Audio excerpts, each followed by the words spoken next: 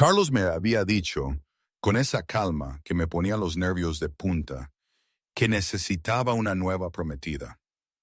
Una prometida, yo, Maria Mitchell, una camarera de un restaurante de lujo en el centro de Barcelona, con más deudas que años y un futuro que parecía más bien una broma de mal gusto. Recuerdo el brillo frío de ese anillo, el valente, un diamante que parecía tener vida propia, pesando sobre mi palma. ¿Cómo había llegado a esto? Aceptando un anillo que era tanto una promesa como una condena, una vida que no era la mía, pero que, de alguna forma, se estaba volviendo mía. Todo empezó esa noche en el Ámbar, hace 3 meses, 4, ya ni la fecha exacta puedo recordar, solo el olor a trufas, a cera de abejas y sí, a un tipo de desesperación silenciosa que se pegaba a las paredes de aquel lugar. La fatiga me pesaba en los párpados como 2 lastres de plomo. Llevaba semanas doblando turnos, intentando saldar las deudas del hospital de mi madre. Un pozo sin fondo.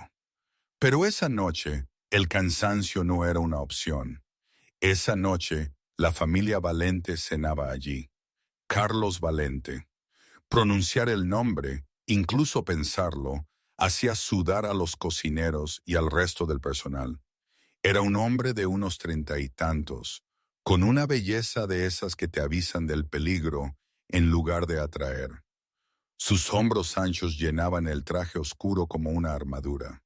A su derecha, su prometida, Anna Sterling, la hija del senador Guillermo Sterling, una unión perfecta para los negocios, para el poder. Rubia, vestida impecablemente de seda color esmeralda, con una sonrisa que no le llegaba a los ojos. Y luego estaba José, el niño. Tenía 6 años, sentado tranquilamente frente a su padre, pequeñito en esa silla de terciopelo, las piernas balanceándose en el aire. Tenía el cabello oscuro y rizado de su padre y una expresión tan seria que ningún niño debería llevar. «Agua», dijo Carlos, sin levantar la vista del menú. Su voz era un barítono grave que me vibró en el pecho. «Claro, señor», respondí, sirviendo el agua con gas con una precisión que solo años de práctica pueden dar. «Y para José», intervino Ana con una voz empalagosa. «Ha sido tan bueno hoy, Enzo. Le he pedido al chef esa mousse de chocolate especial que tanto le gusta. La que lleva nueces de macadamia. Me quedé helada. Por una fracción de segundo. Me sabía el menú de memoria. Henry, el chef, un francés temperamental, no hacía peticiones especiales por las buenas. Había algo en la voz de Ana, una nota discordante, que me hizo levantar una ceja mentalmente. «No tiene hambre», dijo Carlos, restándole importancia, mirando fugazmente a su hijo. «¿Verdad, José?» El niño miró a Ana, luego a su regazo. «Supongo que puedo comer un poco», susurró. Ana, radiante, puso una mano perfecta sobre el antebrazo de Carlos. «Ves, necesita fuerzas. Iré yo misma a la cocina a asegurarme de que el postre esté perfecto». Se puso de pie, el susurro de la seda de su vestido llenó el aire.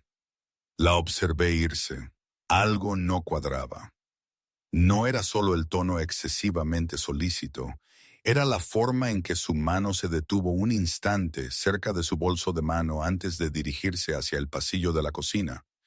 Tenía una mesa en la esquina a la que atender, pero mis ojos no dejaban de desviarse hacia la mesa de los Valente. 5 minutos más tarde, Ana regresó, seguida de un ayudante de camarero que llevaba una bandeja de plata. «Aquí estamos», canturreó Ana. Ella misma tomó el cuenco de cristal de la bandeja, algo muy inusual, y lo colocó frente al niño. «A comer, cariño». La mousse se veía oscura y apetitosa, pero cuando las luces del restaurante la golpearon, lo vi. Era débil, casi invisible, un residuo diminuto y brillante en el borde del cuenco, justo donde la cuchara descansaba. Para cualquier otra persona podría haber parecido un grano de azúcar extraviado, pero yo había pasado 2 años en la escuela de enfermería antes de que las deudas me obligaran a dejarla. Sabía el aspecto que tenían las píldoras de dioxina trituradas cuando no se disolvían por completo. Sabía el aspecto de ese polvo blanquecino sobre chocolate oscuro. José tomó su cuchara. Ana lo observaba. No comía su propia comida. Sus manos agarraban el mantel, sus nudillos blancos. Aguantaba la respiración. Está esperando a que muera, pensé. La idea me golpeó con la fuerza de un puñetazo físico. José cogió una gran cucharada de chocolate. Abrió la boca. No pensé. No calculé el riesgo de acercarme a un hombre del que se rumoreaba que había matado a 3 hombres con una pluma estilográfica. Simplemente me moví. Crucé corriendo el salón, ignorando el jadeo del maître. ¡Alto!, grité. El sonido rasgó el silencio del restaurante. José se encogió, la cuchara a centímetros de sus labios. La cabeza de Ana se levantó de golpe, sus ojos desorbitados por la rabia. ¿Qué significa esto?, exigió Ana. Su prometida puso algo en la comida de su hijo. Grité, chocando contra la mesa. No me detuve ahí. Le di un manotazo a la cuchara de la mano del niño, salpicando chocolate por el impoluto traje de Carlos. El restaurante quedó en un silencio sepulcral. Por un latido, nadie se movió. Luego, el sonido de una corredera echándose hacia atrás resonó en la habitación. Carlos Valente estaba de pie. En su mano, una pistola Nighthawk Custom negra mate. No apuntaba a mí. La sostenía baja, escaneando la habitación, su cuerpo protegiendo a su hijo al instante. ¿Qué has dicho? La voz de Carlos era letalmente tranquila. Ana se puso de pie, con el rostro enrojecido. Enzo, esta loca acaba de atacarnos. Mírala. Seguro que está drogada. Dispárale. Yo jadeaba, el pecho subía y bajaba. Me interpuso entre el don de la mafia y la salida, con las manos levantadas en señal de rendición. Mire el borde del cuenco, supliqué, mi voz temblorosa, pero desafiante. Por favor, mire el borde. No es azúcar, son pastillas trituradas. Ella fue a la cocina a ponérselo. ¡Miente!, chilló Ana, su voz quebrándose. Fui a ver al chef. Enzo, dile a seguridad que la echen. Carlos me miró. Vio el terror en mis ojos, pero también la convicción. Miró a su hijo que temblaba, con chocolate manchando su camisa. Luego Carlos miró el cuenco. Sumergió su dedo meñique en el polvo blanco del borde, frotándolo contra su pulgar. Se lo acercó a la nariz. No lo probó. Sabía que no debía hacerlo. Carlos giró la cabeza lentamente hacia Ana. La expresión de su rostro era aterradoramente inexpresiva. Ana, dijo suavemente, ¿por qué el postre de mi hijo huele a almendras y a aglutinante químico? El rostro de Ana perdió todo color. No lo sé, el chef debe haber... El chef lleva 20 años con mi familia, le interrumpió Carlos. Tú eres la única que tocó el cuenco. Enzo, cariño, por favor. Retrocedió un paso. Manolo, ordenó Carlos sin apartar la vista de ella. Una figura imponente salió de las sombras cerca de la entrada. Manolo, el jefe de seguridad, apareció en un instante. Cierra las puertas, nadie sale, ordenó Carlos. Y lleva a la señorita Sterling al coche, al maletero. Ana gritó cuando Manolo la agarró del brazo. No puedes hacer esto. Mi padre es un senador.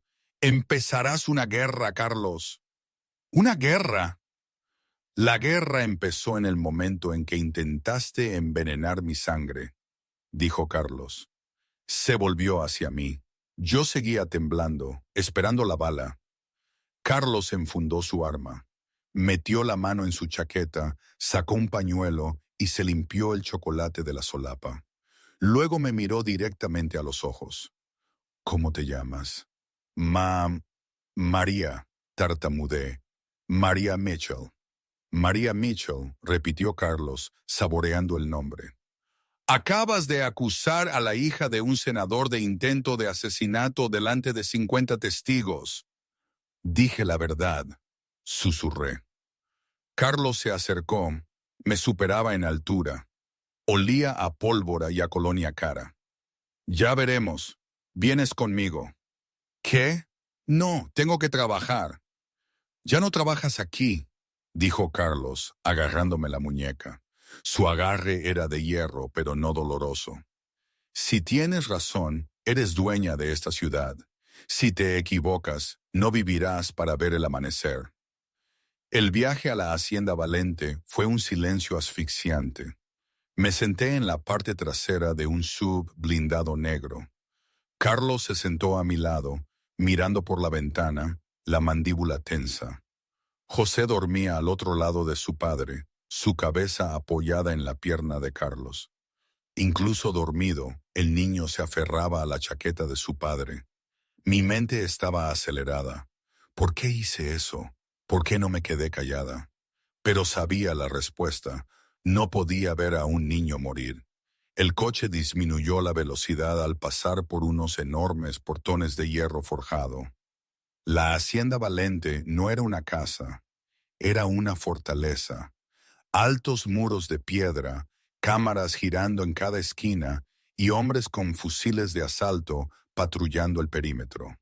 Cuando el coche se detuvo, Carlos llevó a José en brazos al interior, indicándome que le siguiera. Entramos en un gran vestíbulo con suelos de mármol y una araña que parecía costar más que todo mi barrio. «Manolo», llamó Carlos. El jefe de seguridad apareció por una puerta lateral. Tenía un aspecto sombrío. «Está en el calabozo, jefe», gritando sin parar sobre su padre. «Déjala gritar», dijo Carlos con frialdad. «¿Probaste el cuenco?» «Hicimos un análisis toxicológico rápido», dijo Manolo, entregándole una tablet a Carlos. «Tenías razón de oxina. Suficiente para detener el corazón de un caballo. No digamos el de un niño de 20 kilos. Si hubiera comido 2 cucharadas, estaría muerto ahora mismo». Carlos cerró los ojos por un segundo. Un músculo en su mandíbula se tensó. Cuando los abrió, la frialdad se había ido, reemplazada por una ira ardiente y concentrada. Se volvió hacia mí.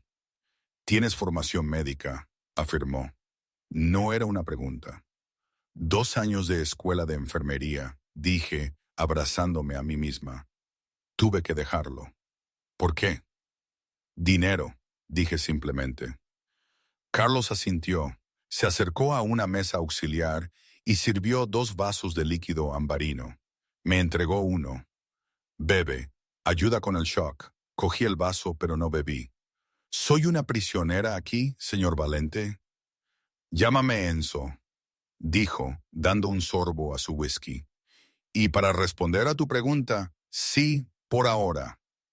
«Salvé a su hijo», dije, una chispa de ira cortando mi miedo. «Y ahora me encierra». «Te mantengo viva», me corrigió Carlos. «Anna Sterling no es solo una socialite mimada. Es un peón en un juego mucho más grande. Si intentó matar a José, significa que su padre o alguien aún más poderoso lo sancionó. Querían quebrarme llevándose a mi heredero». Se acercó a mí, sus ojos oscuros buscando los míos. «Eres la única testigo. Si te dejo ir a casa esta noche, estarás muerta en 1 hora. Un robo que salió mal o una fuga de gas. Así es como operan». Sentí un escalofrío recorrer mi espalda. «Entonces, ¿qué pasa ahora?» «Ahora», dijo Carlos dejando su vaso, «te quedas aquí, cuidas a José, necesito a alguien en quien pueda confiar. Y ahora mismo, la lista de personas que no han intentado matar a mi hijo tiene exactamente una persona. Tú. Soy camarera, repliqué. No guardaespaldas. Viste un polvillo de veneno en un restaurante oscuro desde 6 metros de distancia, contó Carlos. Tienes vista y tienes agallas. Puedo comprar músculo, María. No puedo comprar lealtad. Tú demostraste la tuya esta noche sin pedir un céntimo. Antes de que pudiera responder, un teléfono sonó. Un teléfono pesado, de disco, en el escritorio. La expresión de Carlos se ensombreció. Será el senador. Cogió el auricular. Observé la transformación. El padre preocupado desapareció, reemplazado por el don despiadado. Guillermo, dijo Carlos al teléfono. Su voz era informal, casi aburrida. Se oyeron gritos al otro lado. Ana, interrumpió Carlos los gritos. Oh, ella está aquí. Estamos cenando tarde. No, no puede ponerse al teléfono. Está un poco atada en este momento. Hizo una pausa, escuchando. Si vuelves a enviar a alguien cerca de mi hijo Guillermo, dijo Carlos, su voz bajando a un susurro que se extendió por la habitación. No solo te mataré a ti, quemaré tu legado hasta que lo único que quede del nombre Sterling sean las cenizas en mi chimenea. Colgó el teléfono de un golpe. Ven, me dijo Carlos. Tenemos trabajo que hacer. ¿Trabajo? Ana no trabajaba sol, dijo Carlos, caminando hacia las pesadas puertas de roble de su estudio. Nos va a decir quién le dio el veneno y tú me vas a ayudar a verificar si miente. ¿Yo? ¿Cómo? Conoces los síntomas de la droga, dijo Carlos. ¿Sabes cuánto tarda en hacer efecto? Voy a hacerle preguntas. Tú me dirás si sus reacciones biológicas coinciden con su historia. Dudé. Esto era una locura. Esto era la mafia. Pero entonces recordé la carita pequeña y asustada de José. Recordé la forma en que se aferraba a su padre. Está bien, dije. Carlos se detuvo en la puerta. Me miró y por primera vez hubo un atisbo de algo más en sus ojos. Respeto o quizás algo más peligroso. Quédate cerca de mí, María, dijo. La noche acaba de empezar. El sótano de la Hacienda Valente no se parecía en nada a los pisos superiores. El mármol fue reemplazado por frío hormigón, las arañas por tiras fluorescentes zumbantes. Ana estaba sentada en una silla de metal en el centro de la habitación. Su caro vestido esmeralda estaba rasgado por el dobladillo. Su rímel le corría por la cara. Tenía las manos atadas a la espalda con bridas.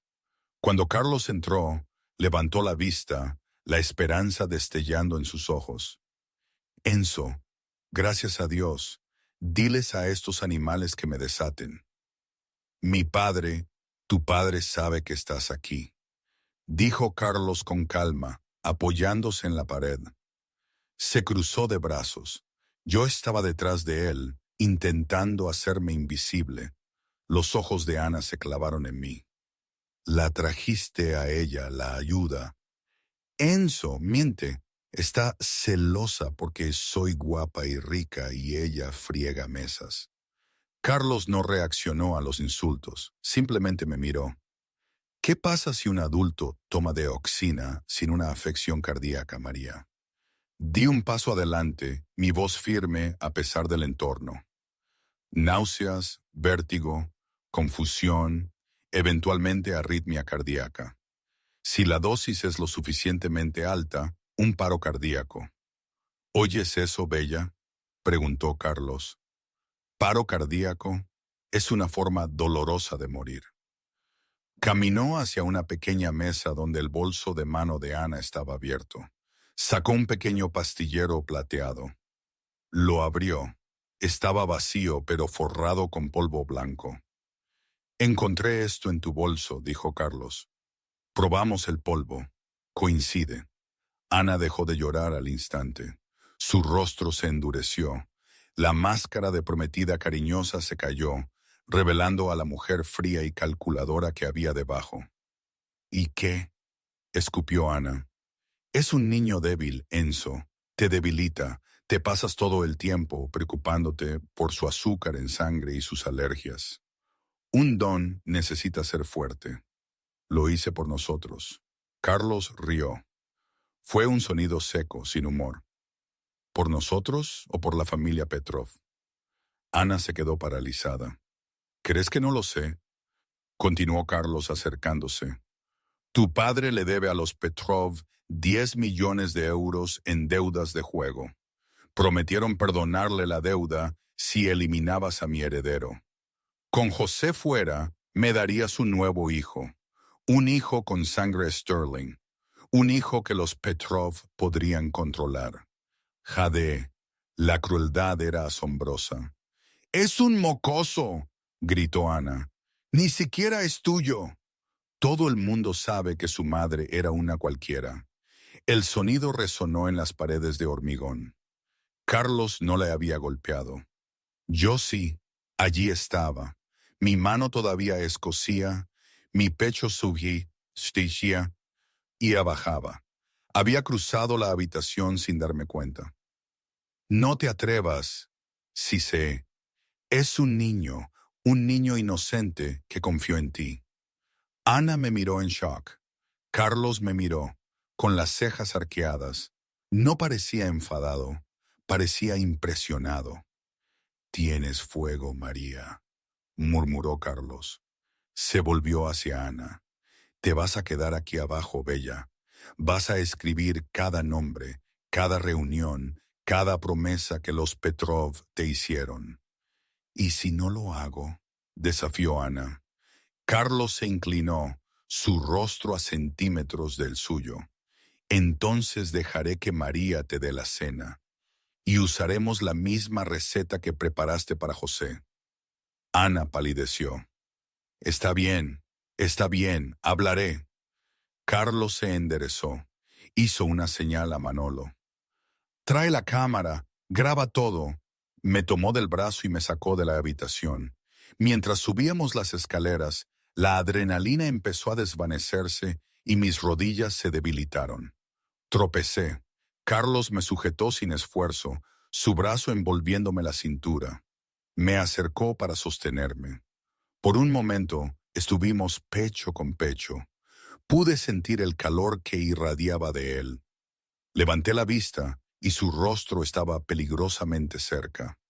«Tienes la costumbre de salvar a mi familia», dijo Carlos, su voz baja y ronca. «Yo solo odio a los matones», respiré. «Entonces estás en el trabajo equivocado», dijo Carlos, pero su pulgar rozó mi cadera suavemente. «O quizás eres exactamente lo que necesito». Se alejó creando una distancia respetuosa, pero el aire entre nosotros crepitaba con electricidad. «Sube al ala de invitados, segunda puerta a la derecha. Hay ropa allí», ordenó Carlos, su voz volviendo a ser de negocios. «Mañana iremos a la guerra contra los Petrov, y necesito que estés a la altura». «¿A la altura de qué?», pregunté. Carlos se dio la vuelta, un atisbo de sonrisa en sus labios. «Mi nueva prometida». El sol de la mañana se filtraba por las pesadas cortinas de terciopelo de la suite de invitados, pintando rayas doradas sobre la alfombra persa. Yo, María Mitchell, estaba sentada en el borde de la cama con dosel, mirando el vestido que tenía delante. Era un arma en forma de tela, un vestido de Chanel azul medianoche, estructurado y elegante, con una abertura que prometía peligro. Llamaron a la puerta. «Adelante», dije, mi voz sonando más fuerte de lo que me sentía. Carlos entró. Había cambiado el esmoquín por una camisa informal de botones, con las mangas remangadas para revelar los antebrazos tatuados, y unos vaqueros oscuros. Era una imagen chocante, el don de la mafia con un aspecto casi doméstico. Pero el arma enfundada bajo su axila era un recordatorio de la realidad. Café, dijo, entregándome una taza humeante. Solo con 2 azúcares. Así lo tomabas en la sala de descanso del restaurante. Cogí la taza, sorprendida. ¿Te diste cuenta? Me doy cuenta de todo, dijo Carlos, apoyándose en el marco de la puerta. Así es como sigo vivo. Hablando de seguir vivo, tenemos que hablar de las condiciones. Sacó un documento doblado del bolsillo trasero y lo arrojó sobre la cama. La familia Petrov sabe que el compromiso está roto. Saben que Ana falló. Considerarán esto una declaración de guerra. Para proteger a José, necesito presentar un frente unido. Necesito una esposa, una madre para mi hijo, alguien en quien el público y el submundo crean que incendiaría la ciudad por ella. Cogí el papel. Era un contrato. Mis ojos se abrieron al ver la cifra de la última línea. 1.000.000 de euros. Esto cubre tus deudas, dijo Carlos observando mi rostro. Las facturas del hospital de tu madre, tus préstamos estudiantiles, todo. A cambio, llevas mi anillo. Vives en mi casa, asistes a eventos conmigo del brazo. Y lo más importante, proteges a José. ¿Por cuánto tiempo? Pregunté. Hasta que los Petrov sean neutralizados. Podría ser un mes, podría ser un año. Miré el dinero. Era libertad, era un nuevo comienzo. Pero luego miré a Carlos. ¿Y si digo que no? Sales por esa puerta, dijo Carlos simplemente. Te daré un equipo de seguridad durante una semana. Después de eso estás sola contra un cártel que sabe que eres la razón por la que su plan fracasó. No fue una amenaza por su parte. Fue una declaración de hechos. Di un sorbo al café. Estaba perfecto. Tengo condiciones, dije. Carlos levantó una ceja. Estás negociando con un don. Estoy negociando con un padre, corregí. Condición 1, no soy una prisionera. Puedo salir de casa con seguridad. Bien, pero no estaré encerrada. Condición 2, José no es un accesorio. Si tiene miedo nos vamos, sin importar a quién ofendamos. Carlos me estudió durante un largo momento. El silencio se estiró, denso y pesado. Luego, una lenta sonrisa se extendió por su rostro. De acuerdo, dijo. Metió la mano en el bolsillo y sacó una caja de terciopelo. La abrió de golpe. Dentro había un diamante del tamaño de un huevo de codorniz, un corte esmeralda, una piedra impecable engarzada en platino. Era pesado, antiguo y aterradoramente hermoso. El anillo de la familia Valente. Dame la mano, ordenó Carlos. Extendí mi mano temblorosa. Carlos deslizó el anillo en mi dedo. Su piel era áspera, curtida, pero su tacto fue sorprendentemente suave. No me soltó la mano de inmediato. La gala es esta noche, dijo Carlos, su pulgar rozando mis nudillos. Los Petrov estarán allí. El gobernador estará allí. La prensa estará allí. Tienes que convencerlos a todos de que eres el amor de mi vida. Levanté la vista hacia sus ojos oscuros e intensos. ¿Y cómo hago eso? Carlos se acercó, invadiendo mi espacio personal, hasta que pude sentir el calor que irradiaba de su pecho, mirándome como si fueras la única que supiera dónde están enterrados los cadáveres. Papi. La voz rompió el hechizo. Saltamos. José estaba en la puerta, abrazado a un oso de peluche. Se veía pequeño y pálido. José, dijo Carlos, su voz instantáneamente más suave. Tuve una pesadilla, susurró el niño. El chocolate. No esperé a Carlos. Crucé la habitación y me arrodillé frente al niño. El chocolate ya no está, José. Todo se ha ido. ¿Y sabes qué? Apuesto a que el chef puede hacer tortitas. Tortitas seguras. Las haré yo misma. ¿Quieres ayudarme? José miró a su padre en busca de permiso. Carlos asintió.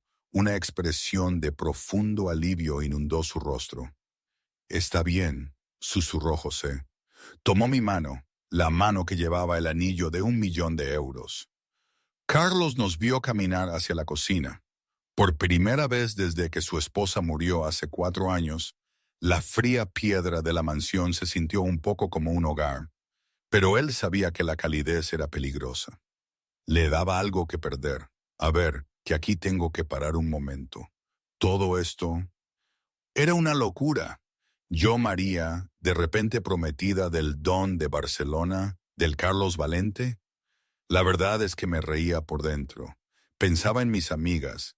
¿Qué dirían? ¿Te has vuelto loca? Probablemente sí, pero también pensaba en José, el niño, en la justicia. ¿Creéis que hice bien? ¿O simplemente me metí en un lío más grande de lo que podía imaginar? Aún hoy me lo pregunto, pero en ese momento no había vuelta atrás. Era el día de la gala benéfica anual del gobernador.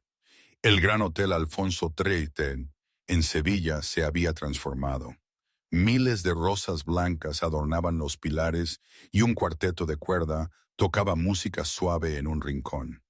Cuando se abrieron las puertas y se anunció al señor Carlos Valente y a la señorita María Mitchell, la sala quedó en silencio. Sentí el peso de 300 miradas. Agarré el brazo de Carlos. El vestido azul medianoche me sentaba como una segunda piel, y el diamante en mi mano atrapaba la luz, enviando prismas danzarines por las paredes. Respira, susurró Carlos en mi oído, sus labios rozando mi piel. Eres dueña de esta sala. Ellos son ovejas. Tú eres la compañera del lobo. Descendimos la gran escalera. Las cámaras destellaban como tormentas eléctricas. «¿Es esa la camarera?», susurró alguien en voz alta. «Mira el anillo. Esa es la piedra de la matriarca Valente». ¿Qué le pasó a Ana? Carlos me guió entre la multitud como un tiburón cortando el agua. Me presentó a jueces, concejales y directores ejecutivos. Yo hice mi papel a la perfección. Reía en los momentos adecuados. Tocaba el brazo de Carlos de forma posesiva. Sonreía con un conocimiento secreto, pero el aire cambió cuando él entró. Víctor Petrov era un hombre mayor, calvo, con una cicatriz que le cruzaba la ceja izquierda. Estaba rodeado de 4 hombres que parecían más soldados que guardaespaldas. A su lado estaba su hijo, Alex, joven, arrogante y temerario. Víctor caminó directamente hacia nosotros. La multitud se apartó, sintiendo la violencia en el aire. «¡Carlos!», bramó Víctor, su voz como grava. ¿Y el nuevo sabor del mes? El agarre de Carlos en mi cintura se tensó imperceptiblemente. «Víctor, disfrutando de la barra libre, escuché que el flujo de caja está ajustado para ti estos días». Los ojos de Víctor se entrecerraron. «Cuidado, muchacho, desechaste a la hija de un senador por esto», señaló despectivamente hacia mí. «Una criada. Insultas nuestras tradiciones. Ella tiene más honor en su dedo meñique que toda tu estirpe», dijo Carlos, su voz bajando a ese susurro letal. «¿Ah, sí?». Alex Petrov dio un paso adelante, mirándome con desprecio. «Es bonita para ser una plebeya. Dime, cariño, ¿cuánto te pagó? Yo lo doblaré». Sentí la rabia que irradiaba de Carlos. Sabía que estaba a punto de sacar su arma. Si lo hacía, la noche terminaría en una masacre. Tenía que desescalar, pero tenía que hacerlo con poder. Me reí. Fue un sonido frío y agudo que detuvo a Alex en seco. «¿Doblarlo?», pregunté, mirando a Alex de arriba abajo con diversión. Cariño, viendo tu traje barato y ese Rolex de imitación, no creo que puedas pagarme una copa, y mucho menos mi lealtad. Una ola de asombro recorrió la multitud. Alguien se rió entre dientes. El rostro de Alex se puso rojo. Tú, pequeña. Alex levantó la mano. Carlos atrapó la muñeca de Alex en el aire. Se oyó el sonido de huesos chirriando. ¡Tócala!, gruñó Carlos. Y te arrancaré esta mano y te la daré de comer, caballeros. El gobernador apareció, sudando profusamente, flanqueado por la seguridad. Por favor, esto es un evento de caridad. Víctor miró a Carlos, luego a mí, con una mirada de odio genuino. Disfruta de tu noche, Carlos. La oscuridad llega temprano a Barcelona. Los Petrov se retiraron, pero el mensaje fue claro. La tregua había terminado. Más tarde, en el balcón, lejos de las miradas indiscretas, solté un aliento que sentí que había estado conteniendo durante una hora. Estuviste increíble, dijo Carlos. Estaba apoyado en la barandilla de piedra, observándome. Estaba aterrorizada, admití. No lo parecía. Carlos se acercó. El perfil de la ciudad brillaba detrás de él.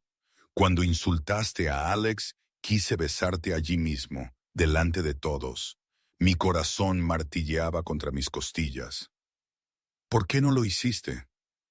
Porque, murmuró Carlos, extendiendo la mano para apartarme un mechón de pelo de la oreja. Si empiezo a besarte, María, no creo que pueda parar. Se inclinó. Yo eché la cabeza hacia atrás. El beso no fue suave, fue desesperado, alimentado por la adrenalina y el peligro. Las manos de Carlos se enredaron en mi cabello, tirándome contra él. Lo abracé por el cuello, la línea entre lo falso y lo real disolviéndose al instante. Por un momento, no hubo Petrov, ni veneno, ni contratos, solo el fuego entre nosotros. Pero el momento se rompió por el chirrido de neumáticos abajo. ¡Al suelo!, rugió Carlos. Me tiró al suelo justo cuando el cristal del balcón se hizo añicos. Las balas acribillaron el muro de piedra donde habíamos estado un segundo antes. El pánico estalló dentro del salón de baile. Gritos, más cristales rotos. ¡Manolo!, gritó Carlos en su micrófono de solapa. «Estado del equipo de ataque». La voz de Manolo crepitó, acompañada de disparos automáticos. «Están subiendo por el ascensor de servicio. Tenemos que movernos». Carlos me agarró la mano. «¡Corre! ¡No me sueltes!». Corrimos por el caos del salón de baile. Los invitados se acurrucaban bajo las mesas. Carlos se movió con precisión militar, disparando 2 tiros a un pistolero que irrumpió por las puertas de la cocina. El hombre cayó. Llegamos a la escalera de emergencia. Carlos abrió la puerta de una patada. Bajamos corriendo 3 tramos de escaleras, los pulmones ardiendo. Cuando llegamos al muelle de carga, una furgoneta negra se detuvo con un chirrido delante de nosotros. La puerta lateral se abrió de golpe, pero no era Manolo. Era Alex Petrov con un rifle de asalto. ¡Sorpresa!, Alex sonrió. Carlos me empujó detrás de un pilar de hormigón justo cuando Alex abrió fuego. Las balas astillaron el hormigón. Carlos respondió al fuego, pero estaba inmovilizado. «María», dijo Carlos revisando su cargador. «Me quedan 4 balas. Manolo está a 2 minutos. Voy a atraer su fuego. Tú corre hacia la salida». «No». Le agarré el brazo. «No te dejo. Tienes que hacerlo. Tienes que sobrevivir para cuidar a José. José necesita su padre», grité. De repente, una idea me golpeó. El muelle de carga. Había trabajado en eventos de catering en este hotel antes. Sabía dónde estaba el sistema de anulación del sistema de extinción de incendios. Estaba a 3 metros, en la pared opuesta. «¡Cúbreme!», dije. «¿Qué?». No escuché. Salí disparada de mi escondite. «María», gritó Carlos, poniéndose de pie y disparando a ciegas a la furgoneta para distraerlos. Me deslicé por el suelo grasiento, las balas rebotando a mis pies. Llegué a la palanca roja y tiré de ella con todas mis fuerzas. ¡Ush! Espuma química y agua a alta presión explotaron de las boquillas del techo. La visibilidad se redujo a cero al instante. El suelo se convirtió en una pista de patinaje. ¡Mis ojos!, gritó Alex mientras la espuma química le golpeaba la cara. Carlos no perdió un segundo. Se movió a través de la niebla blanca como un fantasma. 2 disparos resonaron, luego silencio. Me senté contra la pared, temblando, empapada en espuma. Una sombra emergió de la niebla. Enzo estaba ileso. Se acercó a mí, enfundó su arma y me tomó en brazos como si no pesara nada. «¡Eres!», jadeó Carlos, presionando su frente contra la mía. «La mujer más loca que he conocido». «¿Eso es un cumplido?», tartamudeé. Mis dientes castañeteaban. «Es el mayor honor que puedo dar», dijo Carlos. El sub blindado de Manolo rugió en el muelle de carga un momento después. Pero mientras nos metíamos en el coche, sonó el teléfono de Carlos. Contestó. Su rostro se puso gris. La sangre se le fue de los labios. «¿Qué?», pregunté, aterrorizada. «¿Es José?». Carlos dejó caer el teléfono. Me miró, sus ojos llenos de un dolor tan profundo que parecía la muerte. «Manolo dice que la casa segura ha sido comprometida. No nos querían a nosotros. El ataque en el hotel fue una distracción». «Carlos, lo tienen», susurró Carlos. «Víctor tiene a José». La hacienda Valente estaba completamente aislada, transformada en un centro de mando. Mapas cubrían la mesa del comedor. Hombres con armamento pesado estaban en cada ventana. Carlos caminaba de un lado a otro, como un tigre enjaulado. No había hablado en una hora. «Tenemos una ubicación», dijo Manolo, entrando en la habitación. Tenía un aspecto golpeado, una venda en la cabeza. «Una planta cárnica abandonada en el polígono industrial de Getafe. Es el antiguo territorio de Víctor». «Vamos ahora», dijo Carlos, cogiendo un chaleco antibalas. «Es una trampa, jefe», advirtió Manolo. «Quieren que vengas. Te matarán en cuanto entres». «No me importa», dijo Carlos, abrochándose el chaleco. «Es mi hijo». «Voy contigo», dije. Me había puesto unos pantalones tácticos negros y una chaqueta oscura. «Absolutamente no».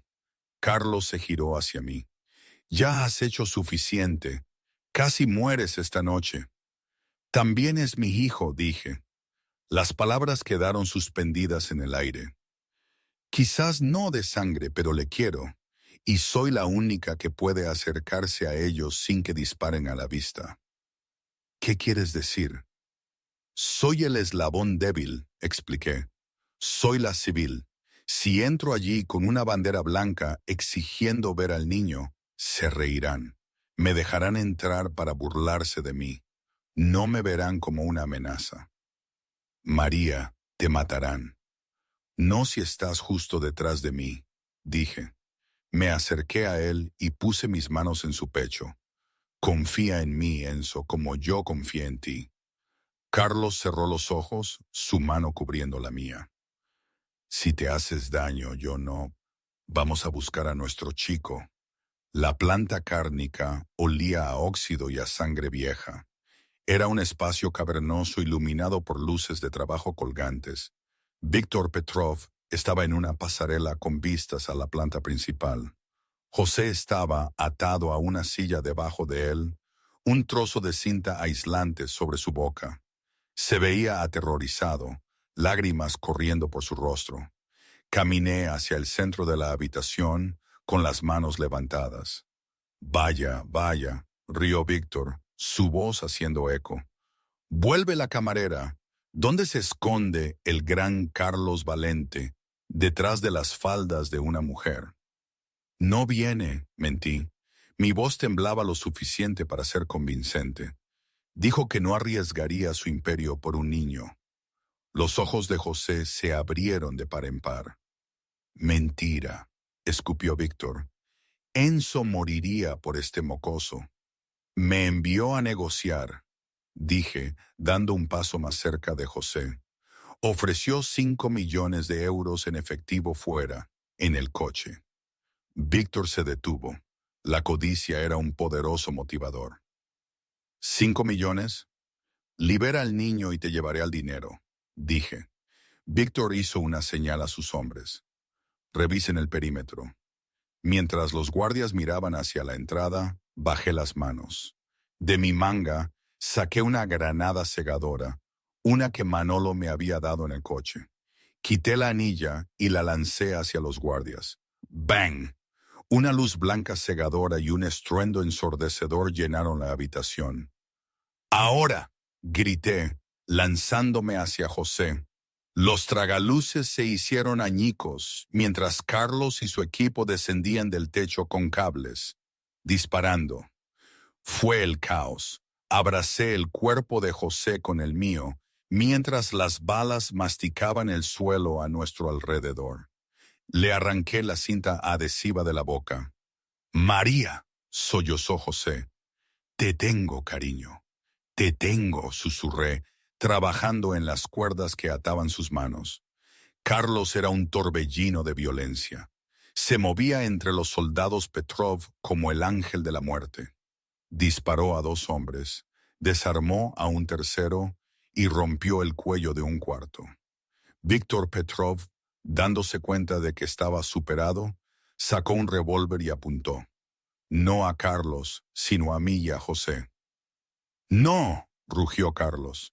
Estaba demasiado lejos, pero un disparo resonó antes de que Víctor pudiera apretar el gatillo. Víctor Petrov se tambaleó. Una mancha roja apareció en su pecho. Levantó la vista, confundido, y se cayó por la barandilla, estrellándose contra el suelo de hormigón de abajo. De pie en la puerta estaba Manolo, con un rifle de francotirador humeante en sus manos. «Nadie toca a la familia», gruñó Manolo. La habitación quedó en silencio. Los hombres de Petrov, al ver a su líder muerto, soltaron sus armas. Carlos corrió hacia José y hacia mí. Cayó de rodillas, rodeándonos a ambos con sus enormes brazos. Hundió el rostro en el cuello de José, temblando incontrolablemente. «Os tengo», jadeó Carlos. «Os tengo a los dos». José se aferraba a mí y yo me aferraba a Carlos. En medio del matadero, cubiertos de polvo y sangre, por fin éramos una familia. Manolo me contó más tarde, con esa voz áspera que tiene, lo que sintió desde la azotea.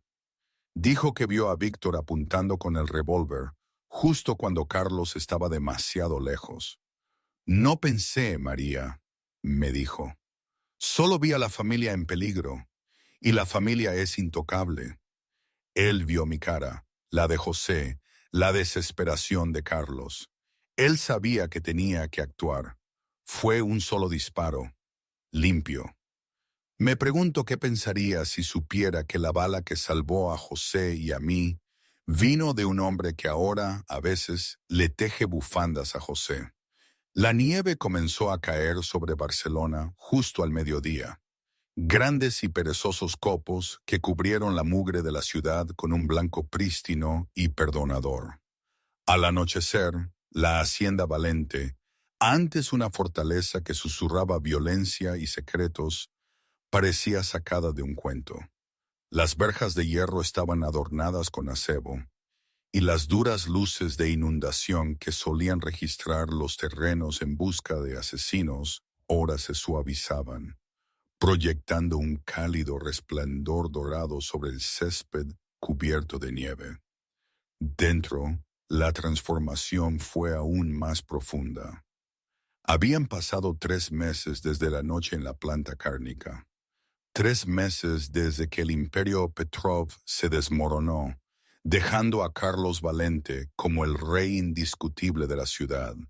Pero para mí, Maria Mitchell, la victoria no se medía en territorio o poder. Se medía en el sonido que resonaba actualmente en la cocina de techos altos. El sonido de un niño de 6 años riendo. No, no, José, no puedes poner tanta glaseado, se va a ahogar. Me reí limpiándome una mancha de harina de la mejilla. José estaba sentado en la encimera de mármol, sus piernas balanceándose alegremente.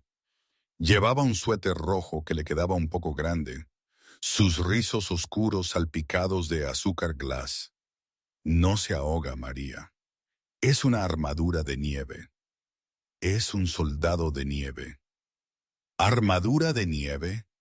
Levanté una ceja, fingiendo seriedad.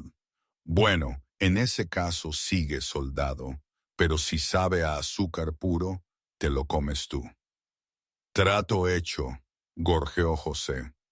Lo observé trabajar con una concentración feroz. Las sombras que habían rondado sus ojos hacía 3 meses se desvanecían. Ya no se sobresaltaba con ruidos repentinos. Ya no miraba su comida con desconfianza. Volvía a ser solo un niño. Me giré hacia el horno para revisar la segunda tanda de galletas de jengibre, pero mi mente divagó. Mi mano fue instintivamente al pesado diamante en mi dedo anular, el anillo de la matriarca Valente. El contrato que había firmado con Carlos era claro. Duración hasta que la amenaza sea neutralizada. La amenaza ya no existía. Los Petrov eran historia. La investigación policial había sido gestionada por los abogados de Carlos, lo que resultó en que el incidente se etiquetara como una disputa entre bandas en la que José y yo éramos víctimas inocentes. Técnicamente, mi trabajo estaba hecho. Había cumplido cada cláusula. Había interpretado el papel de la prometida devota. Había protegido al heredero y había apoyado al don. Por todos los derechos, debería estar haciendo las maletas. El €1.000.000 que Carlos había prometido ya estaba en una cuenta segura a mi nombre. Podría ir a cualquier parte, París, Roma, o simplemente un apartamento tranquilo en un barrio donde nadie supiera mi nombre. La idea me produjo una punzada física en el pecho. Miré alrededor de la cocina. Esta casa enorme e intimidante se había convertido, de alguna manera, en un hogar. El personal, antes frío y distante, ahora me saludaba con sonrisas. Manolo, el aterrador jefe de seguridad, incluso me había tejido una bufanda, aunque afirmaba que la había comprado. Y José, dejar a José me destrozaría el corazón en 1.000.000 de pedazos. Y Carlos, cerré los ojos. Carlos era una complicación que no había previsto. Era el empleador, el peligroso don de la mafia, el hombre que me había secuestrado de forma efectiva. Pero también era el hombre que me escuchaba cuando tenía pesadillas. Era el hombre que me había sostenido en la parte trasera de la ambulancia, negándose a que los paramédicos nos separaran. Era el hombre cuya mirada me hacía sentir como la única mujer en el mundo. Pero nunca habíamos hablado del después. Existíamos en una burbuja del presente, fingiendo que la fecha de caducidad de nuestro acuerdo no existía. ¿Se supone que el horno debe sonar así?, preguntó José, sacándome de mis pensamientos. Salté. ¡Oh, las galletas! Cogí los guantes de horno y saqué la bandeja justo cuando la pesada puerta de roble de la cocina se abrió. Una corriente de aire frío siguió a Carlos Valente a la habitación. Llevaba un largo abrigo de lana negra, copos de nieve derritiéndose sobre sus anchos hombros. Se veía cansado, el cansancio profundo de un hombre que carga con el peso de un reino. Pero tan pronto como sus ojos se posaron en nosotros, la tensión se desvaneció de su rostro. «Huele a panadería aquí dentro», dijo Carlos, Su voz un murmullo bajo que vibró en mis huesos. ¡Papi! José se bajó de la encimera, ignorando mi regla de no correr en la cocina, y se lanzó hacia su padre. Carlos lo atrapó sin esfuerzo, alzándolo en sus brazos. Hundió su rostro en el cuello del niño, inhalando profundamente. Hola, Leonino. ¿Guardaste azúcar para las galletas o está todo en tu camisa? Es armadura de nieve, declaró José con orgullo. María me ayudó. Los ojos de Carlos se levantaron para encontrarse con los míos al otro lado de la isla de la cocina. La mirada en ellos era intensa, ardiendo con un calor que nada tenía que ver con el horno. Ah, sí. Carlos se acercó a mí, con José todavía encaramado en su cadera. Sentí mi ritmo cardíaco dispararse. Puede que haya sido cómplice del crimen del azúcar. Carlos bajó a José. Ve a lavarte las manos, José. Manolo está en el salón. Te trajo un cómic. ¡Genial! José salió corriendo de la habitación, dejando un rastro de polvo de harina a su paso. De repente, la cocina se sintió muy pequeña y muy íntima.